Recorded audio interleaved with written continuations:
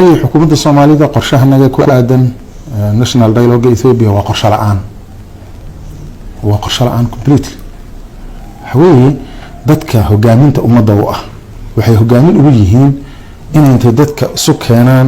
oo ajenda u sameeyaan ajenda qowmiyad Soomaaliyeed meesha lala tago ma jirto hordhac u tahay barnaamijkan hadda maxaabiista la sii daayay waxa la yiraahdo niyad wanaag in isbedelkan bal uu abiyana tuso in uu rabo in isbedel dhaba uu dhaco maxaa yeelay dadka oo xiran hadii hadda la furi lahaa wada hadal qaran wax tusaale waxa la yiraahdo waxba diyaar loo ahayn waxaan dhaliil weyn iga muuqataa sida ay dawladdu ula tacaamulayso abaarta waxaad moodaa issue iska yara wixii aho gudi mar loo qabanayo hadda maanta oo kale waa maalintii la kiraysan lahaa gawaari iyo dawladaba wixii la heli karo oo qarash ah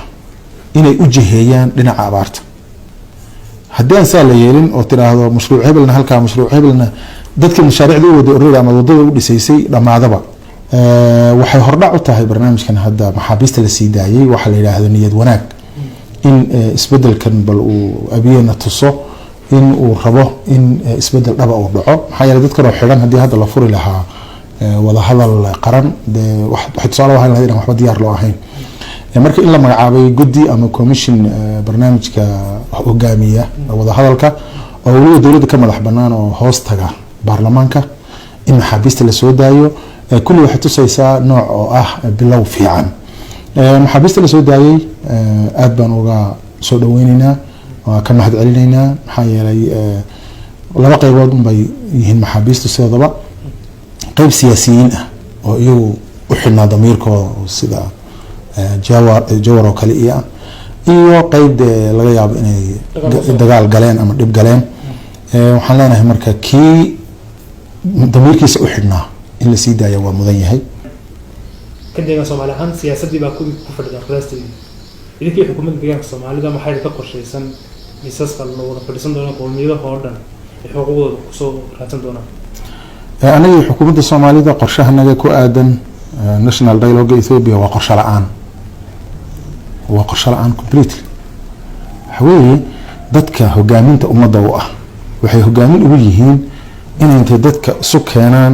oo ajenda u sameeyaan ajenda qowmiyad Soomaaliyeed meesha lala tago ma jirto maamulka deegaanka ka jira iyo xukuumadda meesha ka jirtay waa xukuumad ku mashquulsan anaga dhaxdayada aan ku mashquulsan Itoobiya maxay naga jira waxaan muddo hadda 12 bilood laga joogo iyo waxaan daba wadnay wax la yiraahdo warbal waxaan isku waafaqsanahay aan wada qorano oo wada saxiixano aan xukunkan u tartanno dib aad badan naga soo gaaray xataa inta nala fadhiistaan bal waraaqdan ay fiiriyaan ay nala saxiixaan maanta oo Ethiopia 1991 marayso hal ajenda caawa isku ognahay ma jirto Ethiopia qolo san ku sheegay waxay u wadaa dhinaca iyo unitary iyo hal xukuumadda team list oo kala oo ninka jigjiga madax ka noqonay laga soo magacaabi doona Addis Ababa qola wada qorshahaas xoog badan waliba qola waxay wadataa in la kala go'aba qola waxay wadataa wax confederation la yiraahdo in waxna laga midaysanaado waxna lagu kala duwanaada qola waxay wadataa federaalka ku dhisan qowmiyadaha qola waxay wadataa federaalka stateska ku dhisan مننا أنا وحبي اسمه أوجد وحنا كسر على هذه حكومة capacity الحكومة أما تبرتاده ما قاعد كرتين الشرسة بدك كلا دوان أو أركتي الصومالية القومية ما شاء الله تكتو عفر هذا معارض محافظ بقى أركتي مع عفر باللي تجي دونان أمحار ساسو كل اللي تجي دون تا أنا محل تجينا أنا محل تجينا يوم هالكاس يسعون أنا ما سلام أنا هالكنا سعوننا دقن كي صومالية يتجرنيس ما ماشي يلا مركب وبلا قرش haddii laga tagay waa anagu mucaaradka hadaana waxaan rabnaa maanta meeshaan joogno inaan kor uga sii kacno ma ahan inaan hoos uga dhicin maanta waxaan joognaa federaalka ku dhisan qowmiyadaha oo abtirka ku dhisan oo deegaanka Soomaali ay leedahay aan cid kale nala lahayn khayraadkiisa iyo mas'uuliyadiisa shirka insha Allah taala markaan tagno inta in ka sareeyo inaan la tagno ma ahan inta ka hooseysa la tagimeen